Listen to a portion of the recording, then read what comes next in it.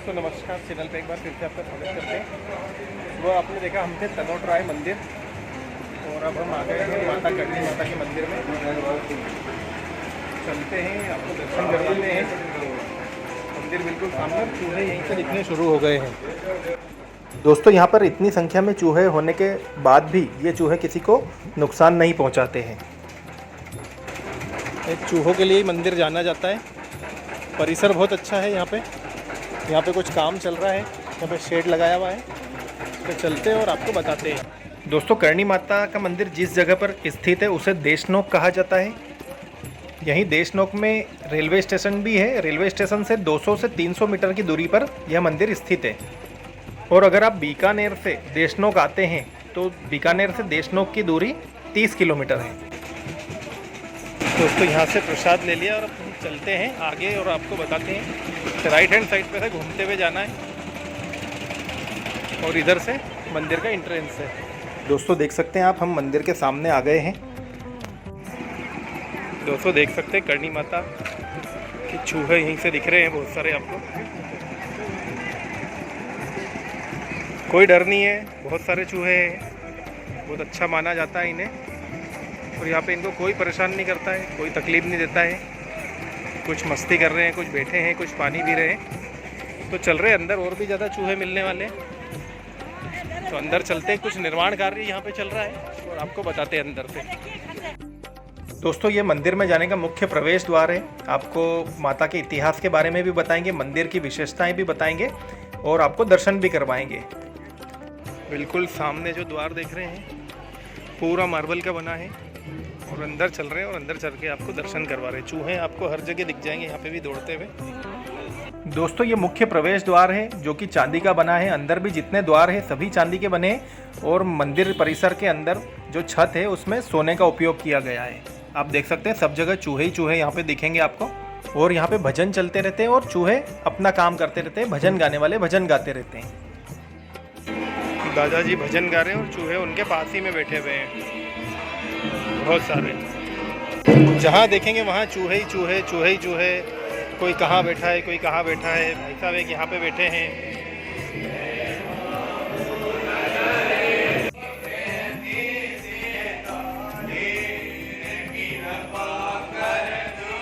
दोस्तों मंदिर परिसर के बाहर प्रसाद की दुकान है, यहाँ से आप प्रसाद ले सकते हैं।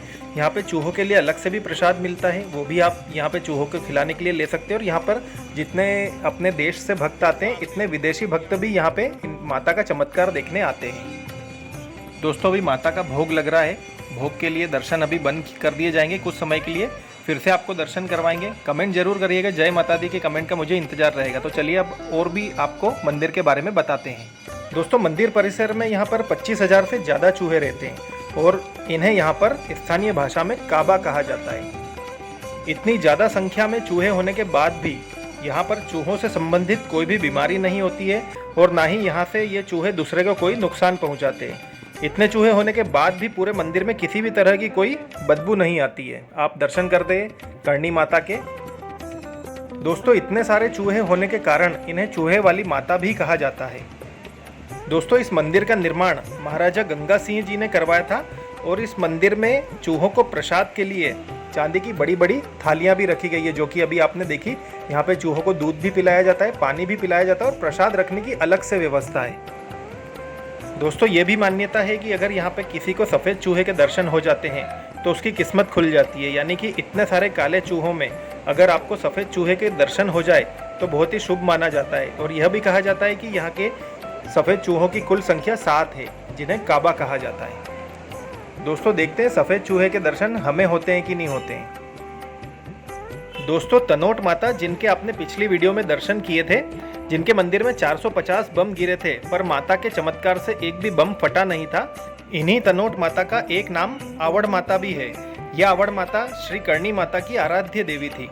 करणी माता इन्हीं की पूजा किया करती थी और करणी माता मंदिर परिसर में आवड़ माता का मंदिर भी बना हुआ है, जिसके हम आपको अभी आगे चल के दर्शन करवाने वाले हैं। दोस्तों ये मंदिर परिसर का परिक्रमा मार्ग यहाँ से शुरू होता है और यहाँ पे चारों तरफ ट्रे लगाई गई है और जगह जगह पानी रखा गया है चूहों के लिए। आप चूहों के लिए प्रसाद लाते हैं तो यहाँ पे इस ट्रे में उन्हें चढ़ा सकते हैं। दोस्तों करणी माता 600 साल पुरानी जिस गुफा में माँ आवड़ की पूजा करती थी, उसी गुफा में वो दिव्य ज्योति में लीन हो गई थी। आज उस गुफा पर ही देशनोक में करणी माता का मंदिर बना हुआ है। दोस्तों पूरे बीकानेर पर माँ करणी की कृपा बनी हुई है। ये माता का चमत्कार ही तो है कि इतना प्रसाद खाने के बाद भी ये चूहे कभी मोटे नहीं होते हैं। इनका झूठा खाने से किसी को किसी भी तरह की बीमारी नहीं होती है और ये चूहे कभी भी किसी को नुकसान नहीं पहुंचाते हैं और ना ही मंदिर परिसर छोड़कर कहीं जाते हैं। दोस्तों यहाँ पर बहुत से वैज्ञानिकों ने भी ये जांच की है कि इन चूहों से किसी तरह का मनुष्य को कोई खतरा तो नहीं है। वो सभी जांचें क्लियर पाई गई है। यहाँ पे इन चूहों से मनुष्य को कोई भी खतरा नहीं है, ये उसमें प्रूव हो चुका है। दोस्तों करणी माता के बहुत सारे चमत्कार है, उसमें से कुछ हम आपको बताते हैं।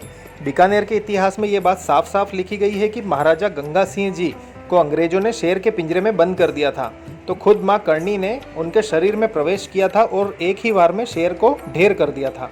उस समय माँ करणी की चूड़ियों की खनक से पूरा दरबार गूंज उठा था और माँ करणी के ऐसे बहुत से चमत्कार है जिसे ना जाने कितने लोगों ने देखा है, सुना है, महसूस किया है और आज भी लोग इन माता को बहुत मानते हैं। दोस्तों ये मनु बाईसा का मंदिर है जहाँ पे आपने दर्शन किए। इसके बिल्कुल पास में आवड़ माता का मंदिर है, वहाँ पे हम चल रहे हैं और आपको दर्शन करवा रहे हैं। और यहाँ पे देखिए आप भक्त चूहों को अलग से खाना लेके आते हैं और उन्हें खिलाते हैं। ये आवड़ माता का मंदिर है जिनके आप दर्शन कर रहे हैं। जिस तरह से यहाँ पे प्रतिमा के आप दर्शन कर रहे हैं, ऐसी की ऐसी प्रतिमा मेहरानगढ़ दुर्ग में भी लगी हुई है जो कि जोधपुर में स्थित है। दोस्तों अगर आप यहाँ पे दर्शन करते आते हैं तो आपको मंदिर परिसर में बहुत ही सावधानी से चलना होता है, क्योंकि हमेशा हर कदम पर चूहे के ऊपर पाँव ना रख दें, यही डर बना रहता है। अगर आप भूलवश आपका पैर चूहे के ऊपर पड़ जाता है और चूहा कुचलकर मर जाता है तो आपको यहाँ पर मंदिर में प्रायश्चित के रूप में चांदी का चूहा चढ़ाना पड़ता है, दान करना पड़ता है। दोस्तों ऐसा कहा जाता है कि करणी माता के बहुत सारे चमत्कार हैं। वो छोटी उम्र से ही चमत्कार दिखाने लग गई थी, वो एक देवी का रूप थी और आज भी देख सकते हैं आप उनका प्रताप सभी जगह है। दोस्तों हम यहाँ पे चूहे देख ही रहे थे, यहाँ पे हमें एक सफ़ेद चूहा दिखा। यहाँ पे सफ़ेद चूहा दिखना बहुत ही दुर्लभ माना जाता है।